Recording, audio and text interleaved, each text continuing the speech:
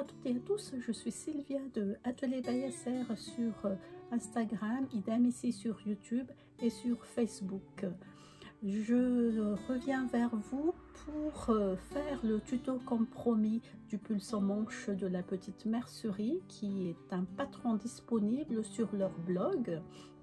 Mais avant tout, j'espère que vous allez bien et que vous passez quand même en petit comité des beaux moments de fête entre familles. Voilà, je vais vous montrer donc à quoi ressemble le pull sans manche et tout de suite après, on va attaquer le tuto. Et comme d'habitude, je vous présente ce que je porte aujourd'hui. Je porte une robe pull que j'ai tricoté il y a déjà des années de ça, plus de 5 ans quand même. En bas c'est tout simple, voilà, en bas c'est tout simple comme ça. J'ai fait avec un modèle gratuit sur Drops Design. La laine, je l'ai prise à Calidou, je me rappelle plus quelle laine, mais le modèle au fait c'est une robe très simple. Le truc c'est que c'est le point torsadé ici, et comme j'aime bien tout ce qui est torsadé, et puis avec cette laine qui part en dégradé de rose clair vers un prune violet, c'est pas du marron, hein, c'est comme violet mélangé avec ça, ça vire un peu au marron, mais c'est pas très marron. Voilà, place à la suite. Allez, au tuto, c'est parti. Voici le pull sans manche dont on parle, qui est disponible donc sur le blog de ma petite mercerie. Et le dessin technique est là. Il y a 1, 2, 3, 4, 5 pièces, le dos, le devant, les emmanchures, l'encolure et la bande en bas du pull. Voilà. Pour moi, pour cette deuxième fois, parce que la première fois j'avais eu un problème technique sur mon ordinateur, j'ai pas pu récupérer le film comme j'ai dit dans mon dernier bilan couture d'il y a quelques jours. Cette fois-ci donc je disais je vais faire avec cette maille rouille avec du lurex assez léger, pas trop épais. J'espère que ça va bien donner. Rien de spécial à dire, c'est un tissu, au fait je me rappelle plus où je l'ai pris, ça fait déjà quelques temps que c'est dans mon stock.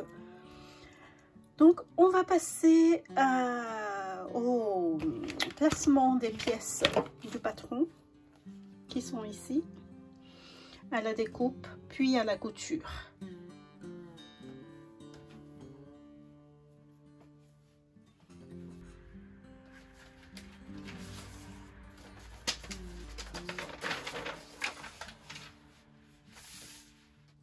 Au fait, la dernière fois j'ai fait la taille 36, même si ça coupe grand là, et pour moi c'était pas assez grand, donc je vais rajouter 2 de chaque côté, 2, 4, ça fait 8 cm en tout alors, parce que je trouvais que c'était pas assez large. Donc les 2 cm je vais mettre ici, je vais les prendre ici, à la pliure du tissu. Je ne toucherai pas aux emmanchures ni à l'encolure, c'est juste ici à la pliure du tissu que je vais prendre mes 2 cm. Et je pense, qu'est-ce qu'ils disent, que je pense qu'ils disent que les marges sont bien comprises hein, là-dedans. Les marges de 1 cm sont comprises, c'est tout à fait ça.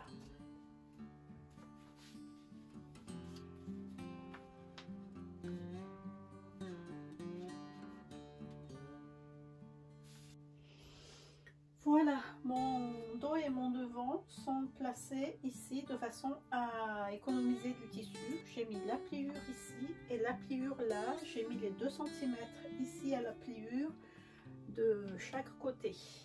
Voilà, maintenant je vais couper. Je vais couper avec le cutter rotatif, c'est vachement bien parce que c'est très rapide par rapport à la paire de ciseaux.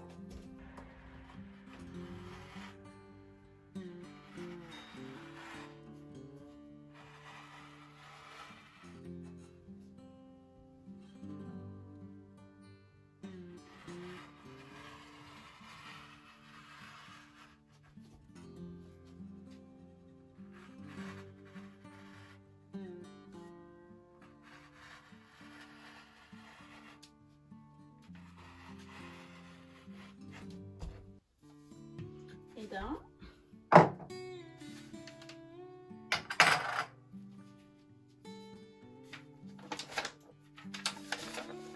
Je regarde, il me semble qu'il n'y avait pas de marquage.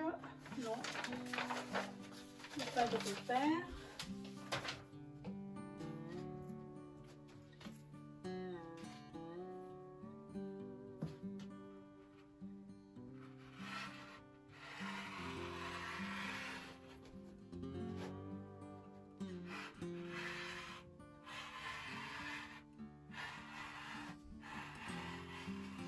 Et de deux.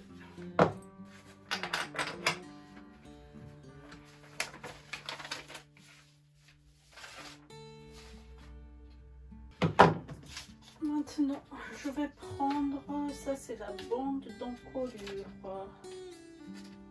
Je pourrais pas couper ça ici. Bado, 2 fois, il me semble. Ouais. Donc je ne peux rien prendre ici.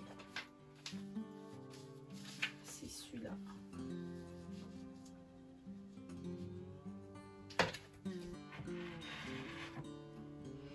Je vais couper droit sans faire de biseau ici pour avoir un peu plus, de matière sous les bras.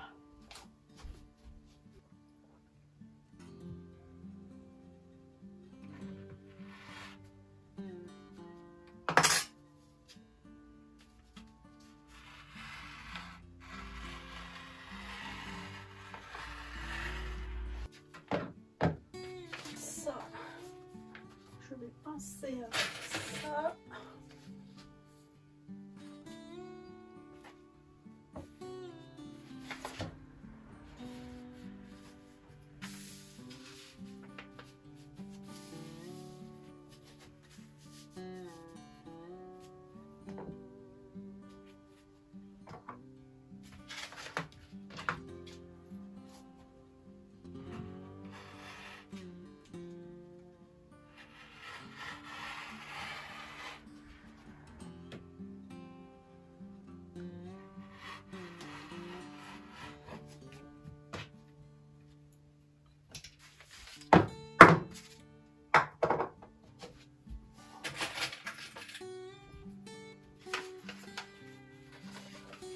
Voilà, ça c'est bon. Il ne nous reste plus qu'une pièce à couper. C'est la bande d'encolure à couper une fois au pli.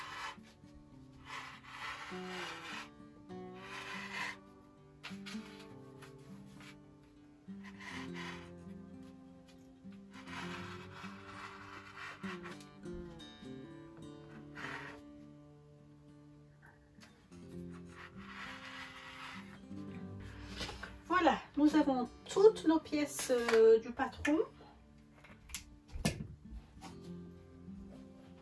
On a le dos.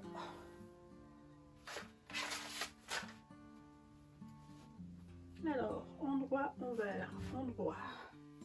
Le devant.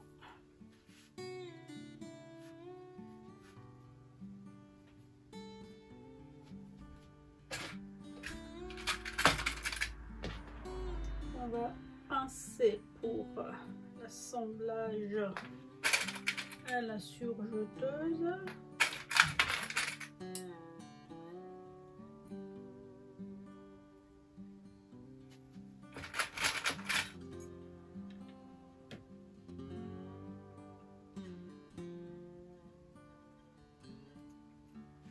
On a la bande d'encolure pour le collet. On a la bande du bas et on a les emmanchures, les deux emmanchures. Voilà, je vais installer la surjeteuse et on va passer tout de suite à la couture. J'ai installé la surjeteuse, j'ai changé le fil, j'ai fait un test. Donc voilà, le test est concluant. Maintenant, on va assembler le dos au devant par les épaules.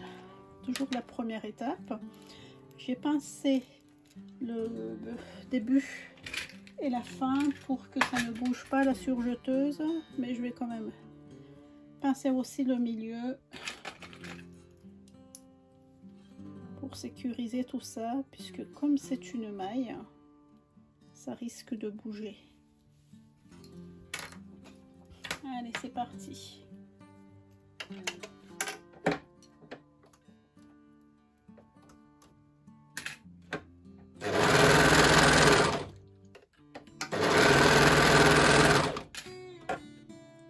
Voilà, maintenant que le dos et le devant sont assemblés ensemble, on va passer à l'étape suivante. Je pense que c'est l'étape de la bande. Voilà, la bande d'encolure. Donc pour la bande d'encolure, on va plier envers contre envers dans le sens de la longueur et on va surjeter. Je commence à poser 2 pinces au début et je continue à la fin ici, comme ça je répartis facilement tout ce qui est à l'intérieur. Comme c'est une maille, ça risque de s'étendre et puis c'est pour éviter d'avoir un décalage au fait à la fin de la couture. Allez, on va surjeter tout ça.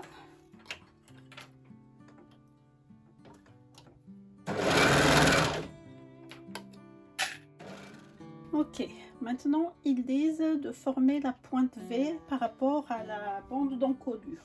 Donc on va mettre comme ça, on voit bien que la pliure est à l'intérieur, pliure à l'intérieur, former le V, comme ça, hop hop hop, je pince. Et là ils disent avec des pinces et piquer 2 mm du bord long de la pointe V, donc ici, voilà la pointe V ici.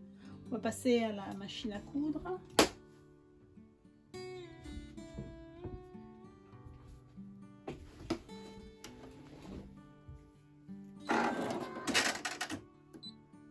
Je vais augmenter mon point.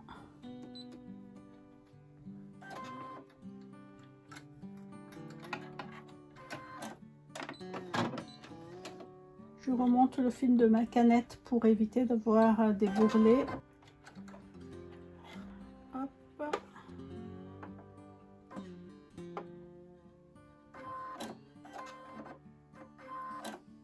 C'est parti.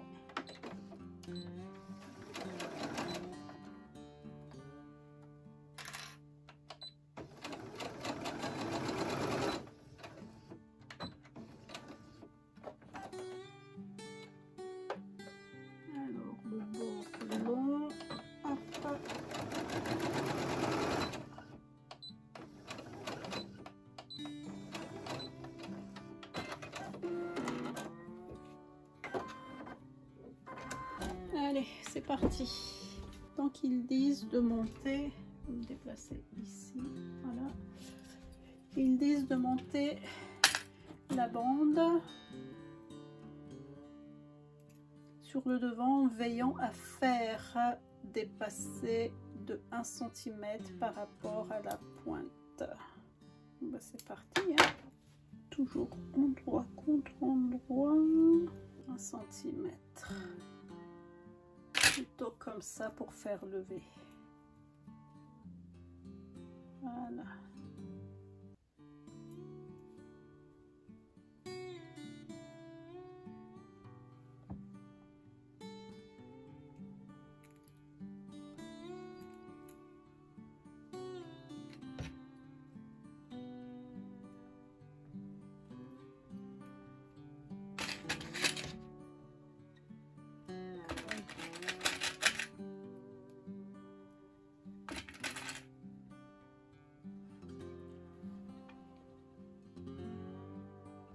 Voilà, quand on arrive au bout, avec le petit centimètre qui dépasse, ça se place tout seul, la bande ici, à la fin.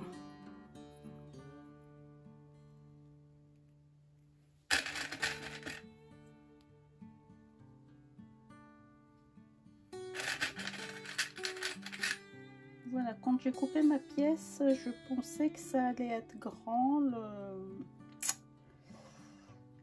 comment on appelle ça, la bande d'encodure, mais en tirant quand même un peu par-ci par-là régulièrement, c'est bien de bonne longueur. J'avais peur que le poids de la bande tire un peu sur l'encodure, parce que voilà ce que j'ai fait en premier, et j'ai l'impression, mais c'était juste une impression au fait, que ça tire. Voilà. Voilà. Ma première version qui était dans mon haul, dans mon bilan couture d'il y a quelques jours. Je pense il y a 5 jours. Voilà. Donc pour gérer ça, je vais coudre à la machine pour ne pas couper avec la surjeteuse ici. Sinon je vais pleurer. Donc je vous amène à la machine.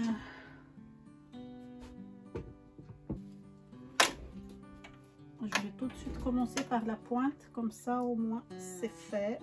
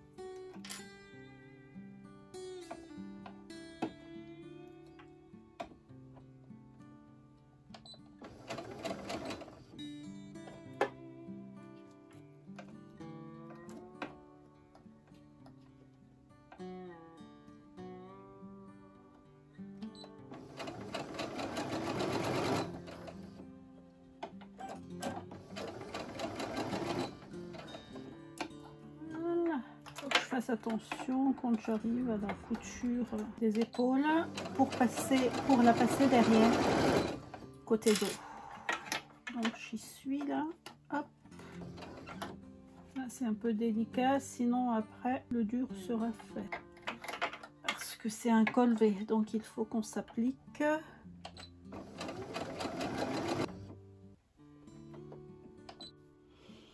Voilà, la couture de l'encolure est faite. Ici, je sais pas si vous voyez, ça a bien pris là jusqu'ici, et à l'endroit on n'a pas de pli. Comme ici j'ai pas surjeté, je vais faire quand même un point zigzag parce que ce serait dommage que ça s'effiloche ici. Allez, point zigzag, vite fait bien fait, et comme d'hab je préfère commencer par ici, par la pointe. Je vais quand même raccourcir le point zigzag.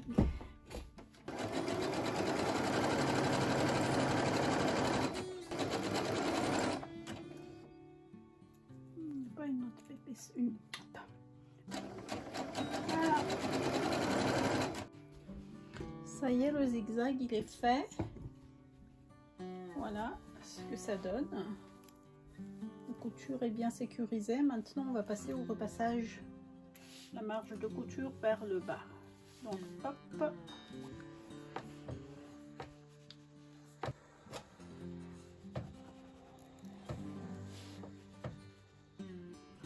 voilà ce que ça donne, le col V une fois bien repassé.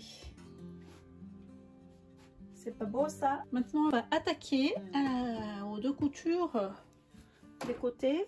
Hop, à la surjeteuse. Hop, hop. Comme d'habitude on va pincer serré.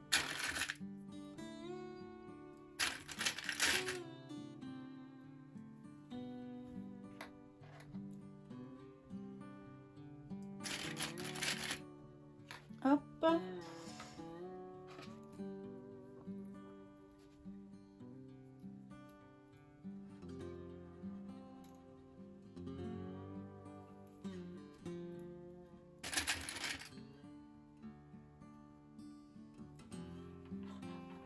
Voilà. Allez, à la surjeteuse. Je vérifie quand même. Et bien là, c'est bon.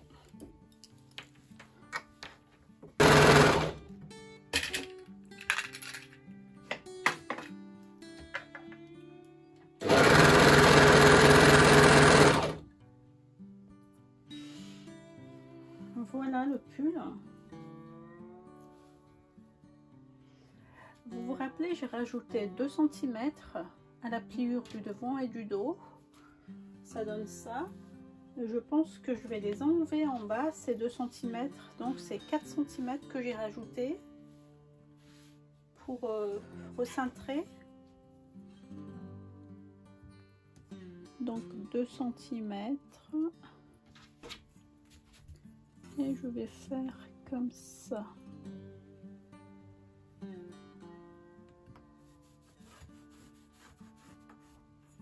C'est beaucoup plus sympa comme ça. Là, je vais prendre un feutre pour voir ici. Hop. J'ai un friction, mais le problème c'est que quand c'est une maille comme ça, il y a la pointe qui rentre dans la maille. Donc là je mesure, hop, à 4,5. Je commence à rentrer.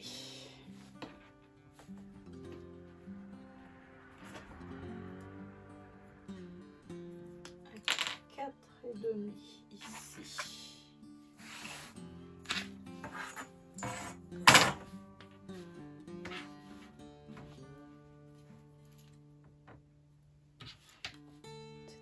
À l'intérieur de la couture que j'ai pris mes deux plutôt. Donc ici, ça commence comme ça.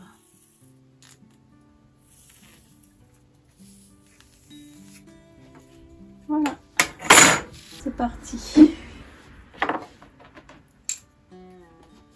Ça marche bien, hein, le reste de savon pour marquer à la place de la craie. Allez, je retourne à la surjeteuse.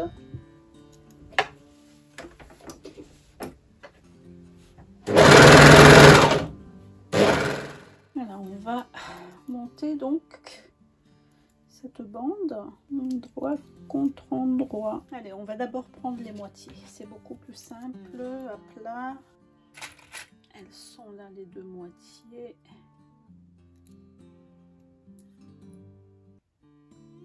Là et là, ici aussi on va faire pareil.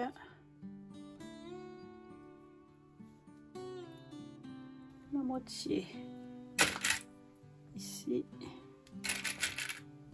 et la moitié là.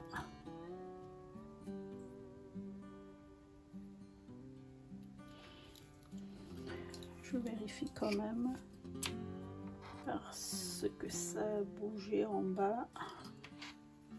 Voilà, c'est bon. On va positionner tout ça et répartir le reste. Voilà, ça. Et comme ça. Et quand je travaille à la surjeteuse, je préfère mettre des épingles là où je veux pas que ça bouge. Je vais mettre des épingles dans l'autre sens. Voilà, comme ça.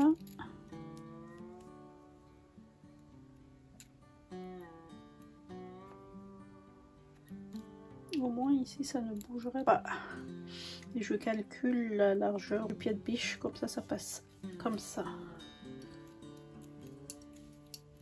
Je positionne les moitiés.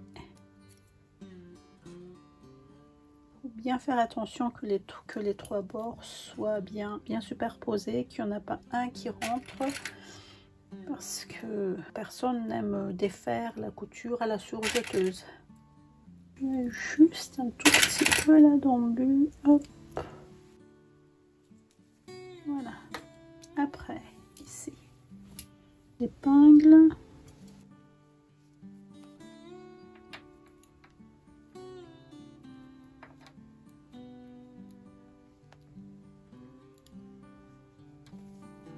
voilà, la surjeteuse. Quand je pose un anneau comme ça où il n'y a pas d'ouverture à la surjeteuse, je remonte bien les aiguilles ici. Je remonte mon pied de biche. Et je positionne bien ma couture là. Hop. Voilà. Comme ça, je ne suis pas obligée de faire le décalage l'encoche dans mon tissu. Ça passera pas.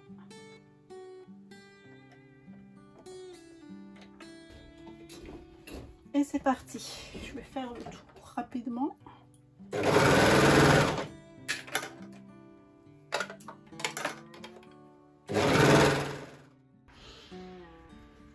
Ça y est, la bande d'ourlet est posée. Je vais repasser après. Il ne nous reste plus qu'à poser les bandes d'emmanchure. Alors, la bande d'emmanchure ici, ça rentre un peu pour ce pull. Ça rentre ici en bas. Mais moi, comme ici, je l'ai fait exactement comme ça. Ça rentre un peu là. Et ici, c'est plus grand. Et cette fois-ci, vous m'avez vu, je pense, vous vous rappelez, j'ai voulu faire droit. Donc, je vais faire droit. C'est pareil, on va assembler endroit contre endroit comme ça avant de les plier en deux pour le montage ici. Et comme tout à l'heure, on plie en deux dans la largeur pour le montage ici. Hop, hop, hop. Alors,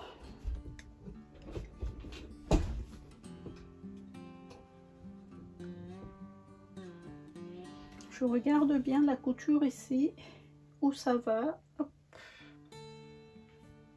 pour que ça aille du même côté. Donc ici, comme ça. Là, je vais chercher mes épingles. Voilà, il ne reste plus qu'à assembler à la surjeteuse. Et le pull sera prêt.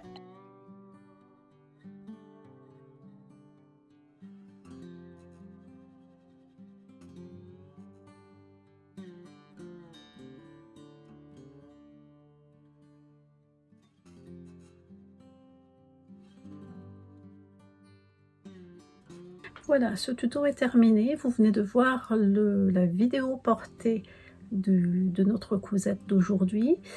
À mon avis, ce pull taille unique de 36 à 40 va être trop juste pour celles qui font du 40 parce que ça se porte bien quand même large aujourd'hui, ce genre de pull. Moi j'ai enlevé les 4 cm de chaque côté que j'ai rajouté au fait par rapport à la pliure ici. Et en voyant la vidéo, je pense que j'aurais dû les laisser ces 8 cm autour là pour que ce soit bien large en bas. Mais bon, c'est pas moche, hein, ça va quand même. Mais si j'avais pu choisir, j'aurais dû quand même laisser les 8 cm que j'ai enlevés, c'est-à-dire 4 cm pardon, de chaque côté, de devant, de derrière. Et pareil de l'autre côté. J'aurais dû essayer au fait lors du premier montage du dos avec le devant avant de couper, mais ce n'est pas grave, ça se porte quand même, je l'aime bien. Voilà, j'espère que vous avez passé un agréable moment suivant ce tuto avec moi. Pour moi c'est toujours un grand plaisir d'être avec vous et j'espère que ce tuto vous a plu.